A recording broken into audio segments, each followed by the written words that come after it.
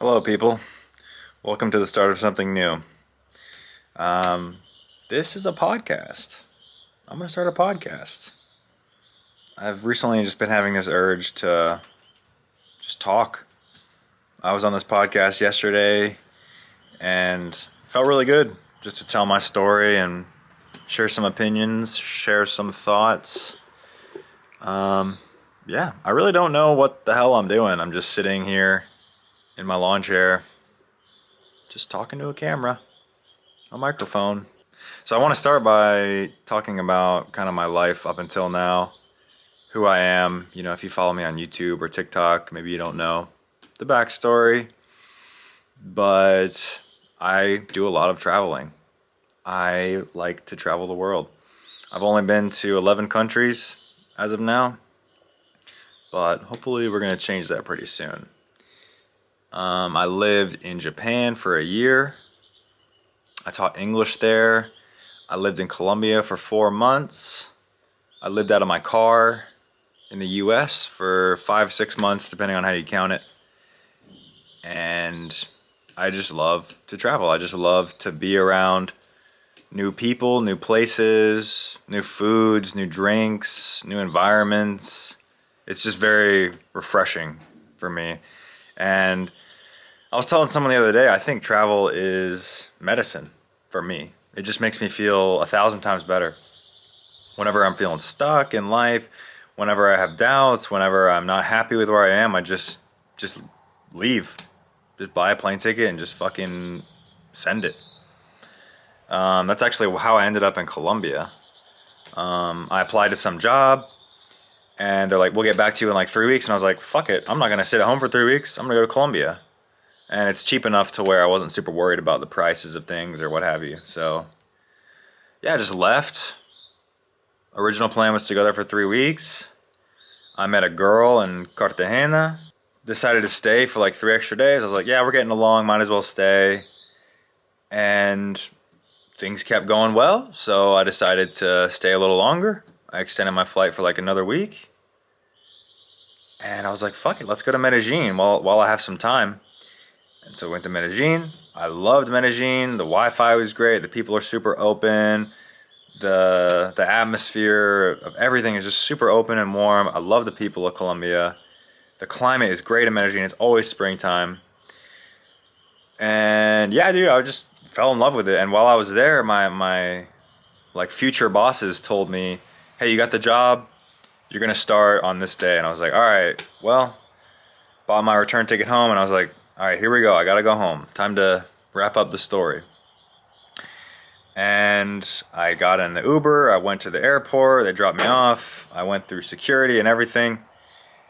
And while I was in line for the plane, my girlfriend texted me and she's like, my boss emailed me and was like, hey, we're going to have you start this day. Here's all your security measures. Here's how you're going to log in to the work website, whatever bullshit. And my girlfriend has a experience in IT, or she's a programmer, so she knows a little bit about computers. And fucking, she's like, no, you could just spoof your location. Like, you don't have to actually be in the States. Because the issue was, for liability purposes, they wanted me to work in the States, even though it was a remote job.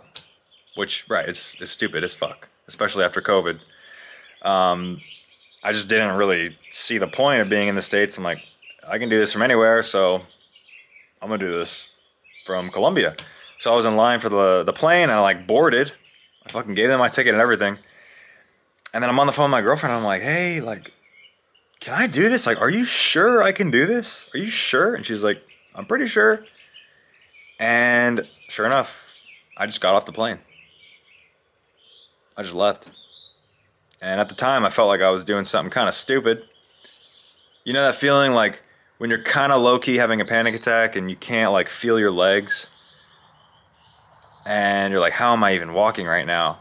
You're just so like out of it. That's the way I felt. I just felt in shock, complete shock that I had just done that. Felt a little dumb because for so long I was thinking, oh, I need to get this good job. I need to work in corporate America. I need to work a 9 to 5. My life has no structure. And I was like, damn, am I throwing that all away for a girl and a country right now? I don't know. History, time will tell. But yeah, so I ended up just working remote from Colombia. I got a VPN. They didn't know that I was there, thank God, which was pretty tough because Colombia is a really loud country. Like, there's these guys that sell avocados and mangoes, and they're like fruit vendors, and they have like a little cart, and they have a speaker. They have a big speaker with a microphone, and they're just shouting. They are shouting into the speaker. It's like they don't know that they have a microphone on their fucking face. They are screaming into the speaker, aguacate, aguacate, maduro, piña, piña, 2,000. They're like trying to sell you fruit, and they're shouting. And it's very hard to conceal that noise when you're working in a city, right? They come around every 5 minutes. Sometimes one guy will be coming like south on the street and another guy's going north, and they'll run into each other. So they have like two guys screaming into a loudspeaker, please buy these aguacates, please buy these avocados. It's very loud. It's a very loud country. It was very difficult, very nerve-wracking to conceal the fact that I was in Latin America. But I just had this like backstory. I was like, oh yeah, I live in like Gainesville, Georgia, where there's a lot of, there's a lot of Latinos here and blah, blah, blah. And I had this whole like plan B conjured up in my mind if they're ever like, Connor, why is it so loud where you are? So that's that. Pretty nerve-wracking. I don't know if I broke any laws. I don't know if that's going to come back to haunt me. I don't know, but whatever. But I'm obviously not in Colombia right now. So why did I leave? Well, I hated the job. From day one, the job was complete shit. It was just paperwork. Just kind of, and I don't want to be too specific here because I don't want the bosses to see this and whatever, HR, corporate, I don't know how the fuck that works, but I don't want, whatever. So I won't be too specific, but I hated the job with all of my heart. I hated that job. Every single day was so incredibly boring. It was just paperwork. So I had to sit inside in this beautiful country, Colombia, in Medellin, where it's perfect weather every day. Sometimes it rains, but we're not going to talk about that. Anyways, a beautiful country, and I'm just sitting inside, typing away like a little monkey slave. I felt like a rat, just like spinning on a wheel all day, just like, and my bosses were like poking me, like, be more productive, be more productive. You're not producing enough for us, be more productive. It was terrible, dude, terrible. I really felt like some kind of, they were just using me. I have this joke I tell my friends, it's like, the more I work in corporate America, the more I want to be a communist. They're just using you, bro. They're using you, man. I don't know if any of you guys work at a corporate job and you feel the same way. And obviously my experience is limited. You know, I've barely been employed since I graduated college. So take it with a grain of salt. But from my experience, I fucking hate working in corporate America. Anyways, enough of that. So anyways, I hated the job. I did a piss poor effort every single day because they would call me in like once a week and they're like, hey Connor, by the way, you're still not really giving us enough. Like, you're still new here, so we'll give you some leniency, but you need to produce more. Like, next week, can you give us a little more? And I'm like, yeah, sure, boss. A-okay, whatever you say. And that continued for 2.5 months until one day they fired me. I did such a bad job, they had to fire me. They would have rather trained someone for 2 weeks, paid them a full salary for 2 weeks, instead of having me continue to try to do the job they were asking me to do. Yeah. I think most people would be a little ashamed of that, but honestly, I'm proud. I'm proud of myself. I did not succumb to the corporate bullshit pressure. And you know what? It's sad because like everybody I worked with seemed like they were cool at one time, but they were all just cogs in a machine, man. I mean, I know like it was remote and I couldn't really get to know them, whatever, but they just all seemed bland as fuck, dude. Like, they had nothing interesting going on. They were just like all about work, man. I'm like, what are you doing this weekend? They're like, oh, I'm gonna take my dog to the dog park and I'm gonna clean the toilet. I'm like, what? You work this boring ass job and you don't have any inclination to have an adventure on the weekends? You don't wanna, I don't know, dude. I don't know. I don't mean to offend anybody. If that's what you're into, that's what you're into. But it just was not for me. It was not for me, man. And actually, funny enough, I fucking was going to quit the day they fired me. I know that sounds like a lie. I know that sounds fake. But I had a whole note written up. And I told my girlfriend, because she had been staying with me, I was like, I'm going to quit today, baby. I'm done after today. And we were like planning what we're going to do. We're going to go on these trips. We're going to ride our motorcycles across Colombia. And I fucking clocked in. I had a meeting scheduled for the boss, like a weekly checkup meeting, whatever, with the boss at like 10 a.m. God, I really hope I'm not being too specific here. I don't want to narc on myself, but I had a meeting scheduled for the middle of the day. And the boss video called me right when I clocked in. And she's like, hey, Connor, it's your last day here. You're not doing good enough. So just clock out and we'll send you your termination papers. And I said, thank you. See you later. And that was it. A very liberating moment. Really changed my life. Because from that point on, I just started sending it. I had about a month left in Colombia at the time. Took my dirt bike all over the place. Hiked up some volcanoes. If you want to see those videos, check out my YouTube, McBeats13. Please subscribe. I'm not making any money on YouTube yet, and it's a struggle. Anyways, go there and subscribe. Support your boy. But yeah, once I got fired, I just started sending it. Just living life. Going out dancing, took some salsa lessons, hiked, drank ayahuasca. Yeah, just had the adventure of a lifetime. Thankfully, I was fired from that job. Anyways, that's the last job I've had. Since then, I've just been like making YouTube videos. I was on a podcast yesterday. I'll drop the link in the bio of this. I'm just trying to like make a living for myself. Just telling stories and traveling. So hopefully it turns into something. What else? Yeah, when I was in Colombia, you might find this interesting. I took ayahuasca. Did it twice. First time was very transformative. So I found this random group of people on this WhatsApp group and didn't know anybody, never had met any of them, but they're like, yeah, we're going to go drink ayahuasca this weekend. I was like, all right, count me in. And we drove up into the hills of Medellin in a little town called Santa Elena. And we went to the shaman's house, like a thatch hut. And we went around the circle, talked about why we were drinking ayahuasca. And we drank it. It tasted like very thick cough syrup. It tasted like medicine. Because it is medicine. It is. If you didn't know that.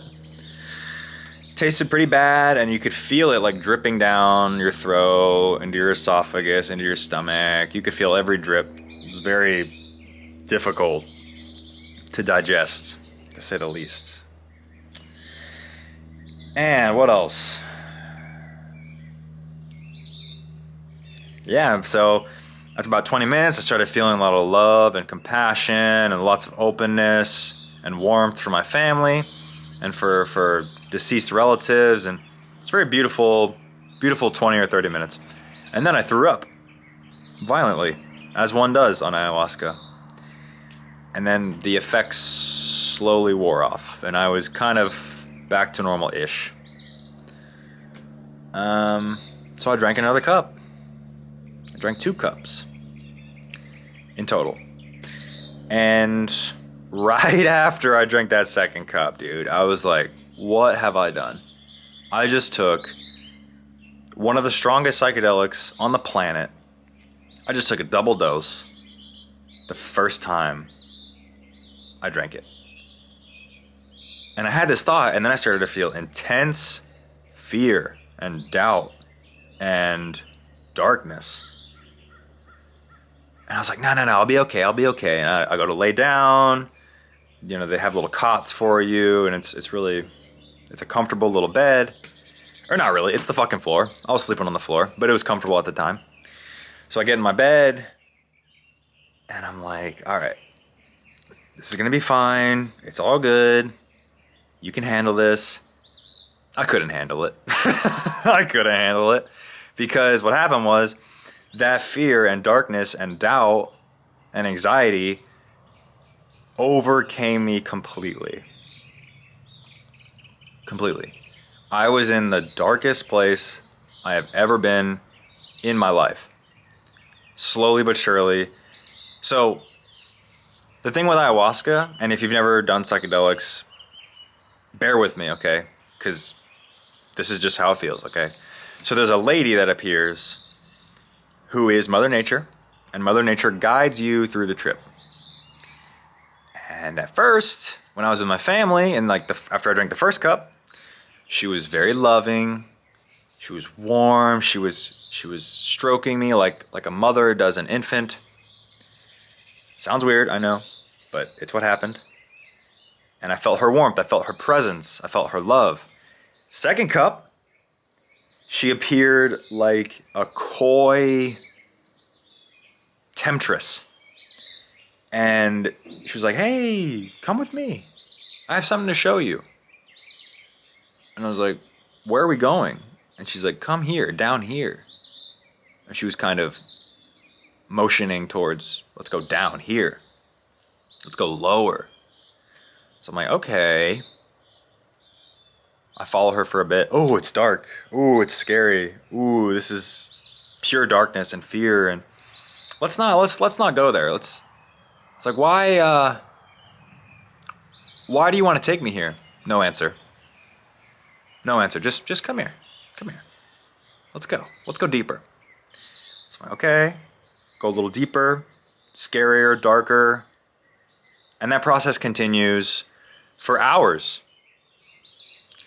And I get so low and so dark and so scared. It wasn't even fear. It was just pure darkness.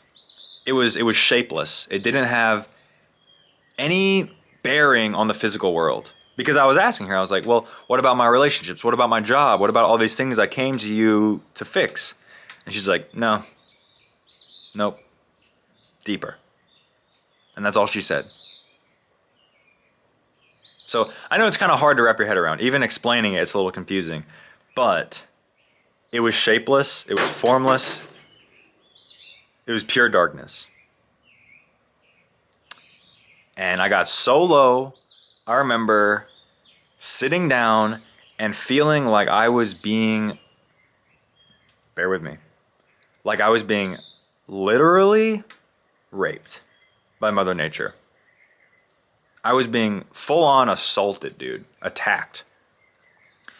For what at the time was no reason. I was like, this is just abuse. And god damn, this sounds so weird. If you're still watching, you're a real one. I appreciate you. And dude, I don't know how much detail I want to go into here. This is my first podcast. I don't know how much I can handle. Whatever, fuck it, I'm gonna keep it real. So, I couldn't even walk. I went to go to the bathroom, and I was sitting on the toilet, and I was like, all right, time to get up from this shit. I try to stand up. I can't even stand up, dude. I had no control over my motor functions. My pants are around my ankles. I could not move. I just started beating on the stall. Amigo, because they have like helpers that'll come around and assist you and whatever. So I'm just banging on this fucking stall, dude. Like, amigo, please help me. And no one comes. I think he had gone back inside because he didn't realize how deep I was in the medicine. And so I fucking get up from the toilet, my pants are on my ankles, waddle over to the door. I think I had maybe gotten my boxers on. I was not completely naked. And I just start banging on the door to the hut, like, someone please fucking help me. I cannot even walk right now. Sure enough, he comes out, and I like point to my pants. I'm like, dude, in my broken, like, tripping balls Spanish, I was like, please help me put my pants on.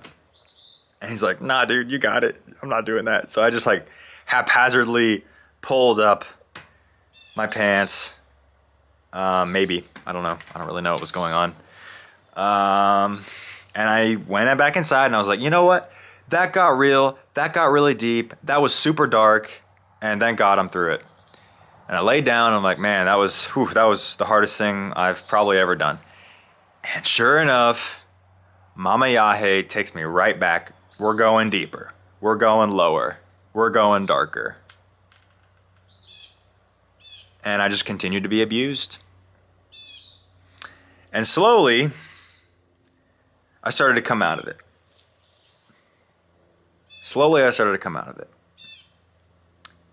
And as I was coming out, she would pull me down again. It sounds so weird. I know this sounds so weird just talking about it, but this is what I experienced. So she would pull me down again. And it got to a certain point where I was like becoming proud of myself. Like I just did that. I handled that. I'm still standing.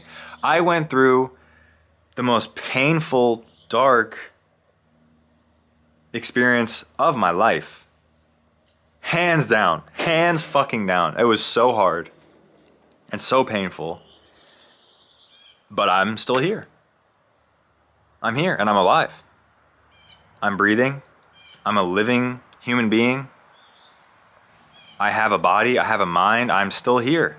I just got completely attacked by Mother Nature, the strongest force on the planet. And she chose to put me through the ringer, and I am still here. And I felt intense pride. I was proud of myself. I just did that shit. I'm not going to say I won, because no one really ever... Yeah, my fucking camera died, so I had to charge it up. But anyways, where were we? We're talking about ayahuasca. Oh yeah, when I was coming out of it.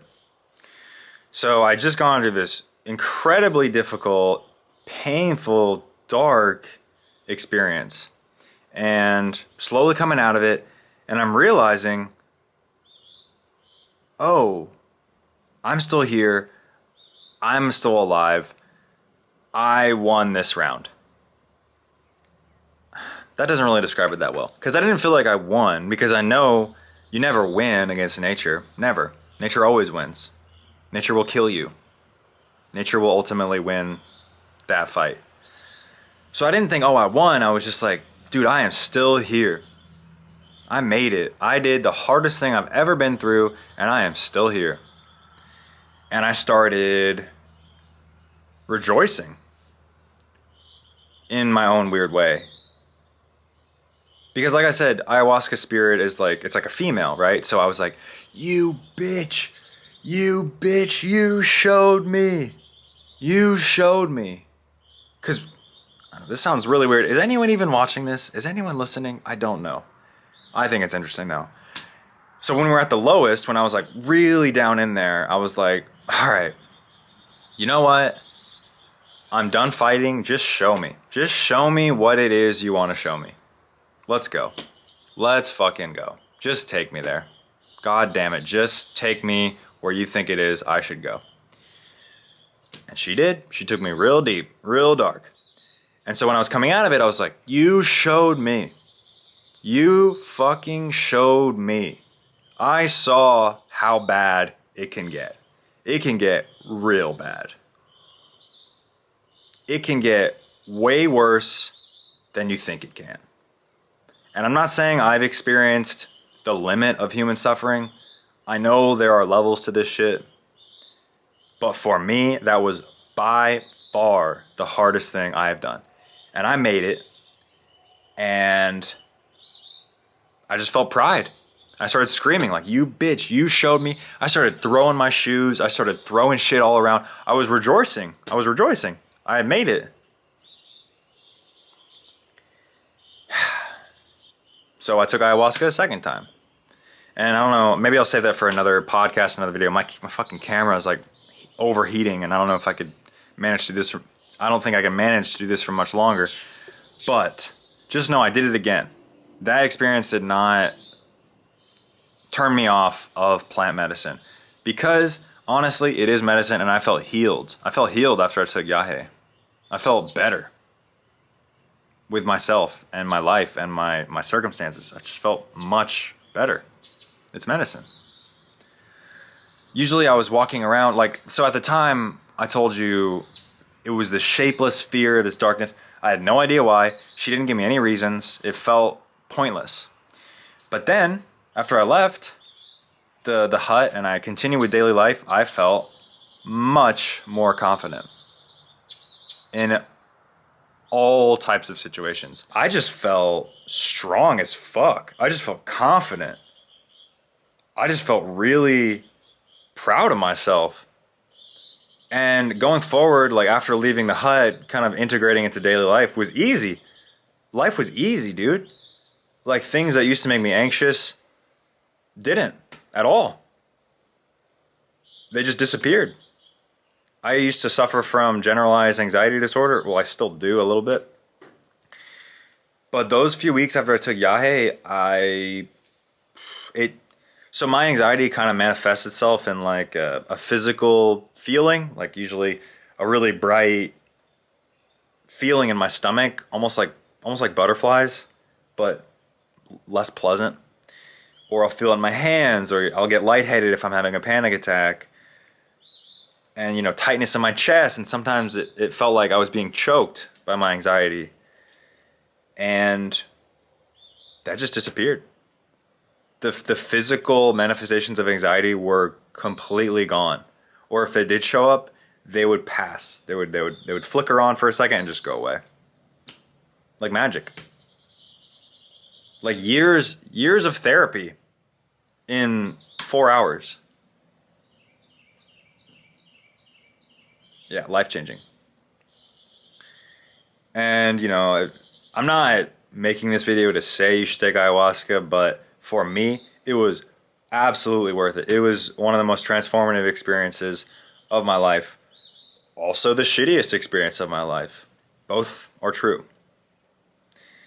But once I was able to reconcile with my darkness, once I was able to understand how bad it can get, and then that darkness was not coming from an external source. Well, I mean, I had taken ayahuasca, but I believe that darkness was in me already. And I was just being shown that darkness. And I had to reconcile with it. And that's part of me. It's part of being a human being, and it's beautiful. And you have to embrace that shit. A lot of people these days are really all about safe spaces and never feel uncomfortable and never, no one will say this, but a lot of people don't want to be challenged. They want things to be easy. They want things to be handed to them.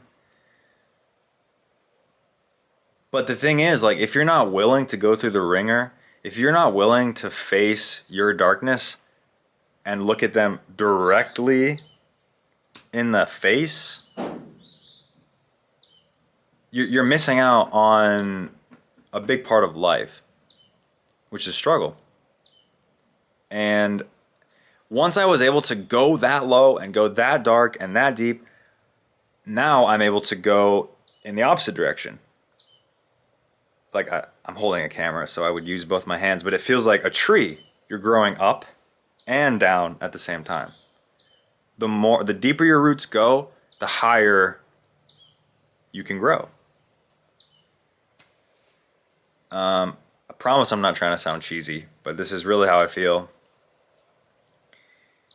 So now I just feel like I have a much bigger capacity for happiness. I feel much happier now because I can also feel very shitty.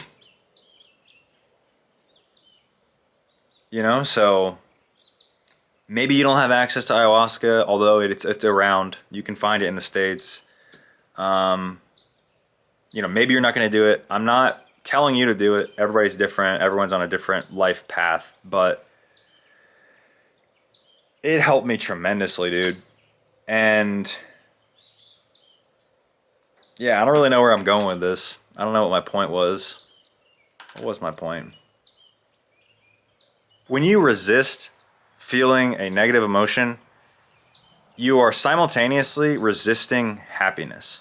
If you truly feel sad, if you just had a relative die, or if you just got dumped, or if you just lost your job, and you are truly sad, you have to feel that shit. Everybody has something.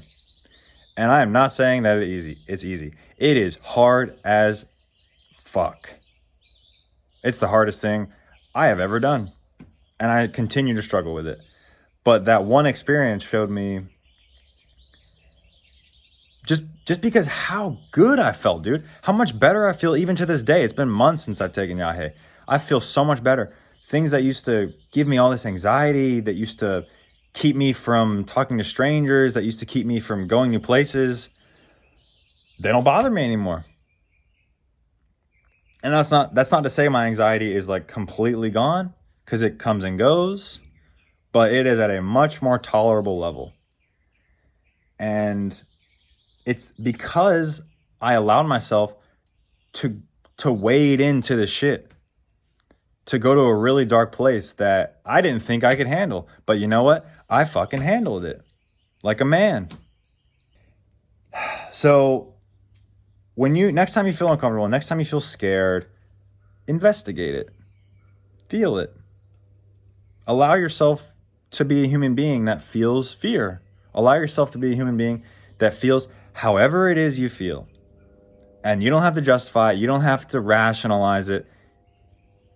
You don't have to do anything. You just have to feel it. It's there for a reason. It didn't come out of nowhere. There's like this popular idea in our culture right now that like no one should ever feel uncomfortable.